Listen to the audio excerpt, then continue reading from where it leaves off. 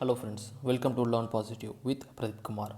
If you are watching my channel, like, share, comment, subscribe and click the bell icon.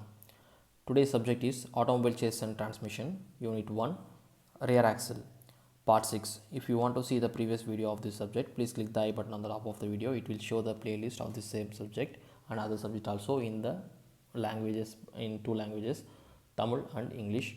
Please watch all the videos and don't forget to subscribe to our channel. Sorry. Floating axle type. So depends upon the methods of supporting the rear axle and mounting the rear wheels. The rear axles are divided into three types. One is semi floating axle, another one is full floating axle, and next will 3/4 floating axle. These three type of axles are used in the floating axle types for the rear axle. The first one is semi floating axle. You can see the image. In this type all the loads of the rear portion of the vehicles are carried in the axial shaft, so it is designed to be a large size for the same torque output when compared to the other types. The inner end of the axial shaft is splined.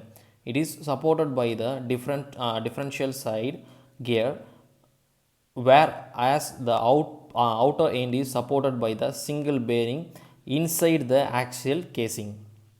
So the wheel hub is directly fitted on the wheel shaft. So you can see the image here. So the outer is the casing of the rear axle. So inside the rear axle we have a single bearing which supports the axial rod. So it is the semi floating axial rod, and the axial shaft should take the vehicle load as well as driving thrust, shear stress, bending stress, and transmits torque to the wheels. So during turning, high wear occurs. If axial shaft is broken, the vehicle will get tilted.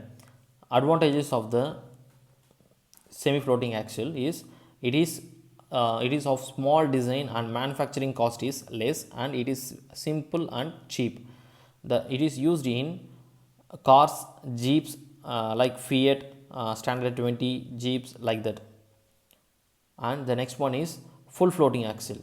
So in full floating axle, it has two deep grovel balls or taper roller bearings located between the axial casing and the wheel hub. You can see it in the image. So in the above the axial casing, we have two bearings. So it will be the taper bearing or ball bearing. So the outer part of the axle is flanged to which the wheel hub is fixed. So the axial shaft may be removed from the housing without disturbing the wheel by removing the hub cap and the couple.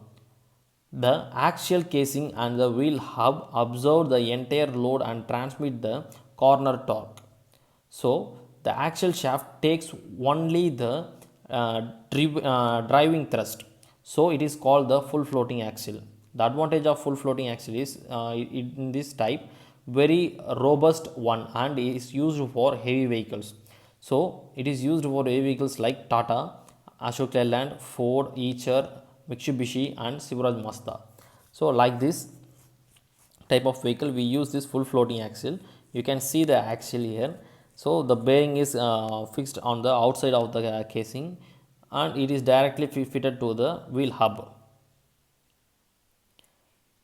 And the next one is 3/4 floating axle. In this bearing is located between the hub and the axial casing. So you can see this diagram. The bearing is fitted between the hub and axial casing. So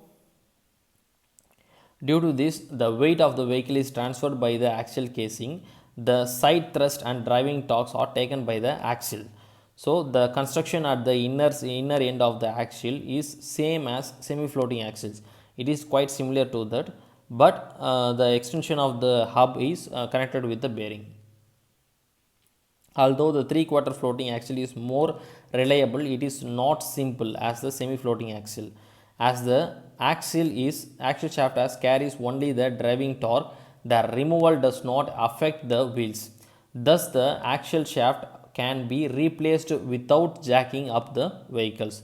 So advantages of this type of axle is it is robust and used for heavy vehicles. So the uses in vans, ambassadors, etc. And the difference between the semi-floating and full-floating axles are semi-floating axle carries all the loads. In full-floating axles it transmits driving torque only, it will not carries the load. So in semi-floating axle used in passenger vehicles and full-floating axle is used in commercial vehicles.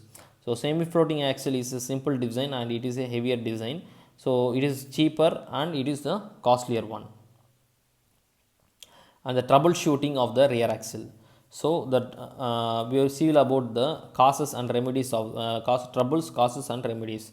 So the trouble is humming noise in the rear axle. So due to the worn out of bearings, it will give the humming noise. So we will replace the bearing. It is the remedy of that trouble. So due to the worn out of gears also, we have the humming noise. So we will replace the gears, and in some cases noise may be due to only the excessive clearance between the pinion and the crown wheel.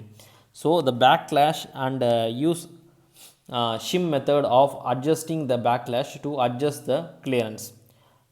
Trouble knocking. So worn out splines of the axial shaft make us the knocking or clicking sound. So replace the worn out splines, and chipped teeth of the some gears in the rear axle make us the knocked sound. So replace the chipped teeth of the gears.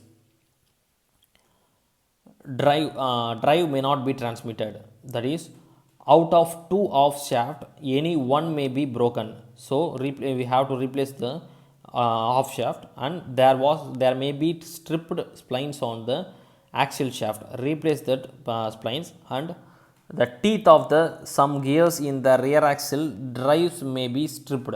So gear with such defect may be replaced, and there may be fractuated taper keys in the hub. Replace the fractuated taper key. So these are the causes and remedies of the troubles. Friends, if you like this video, please give a thumbs up and share with your friends, comment, and don't forget to subscribe.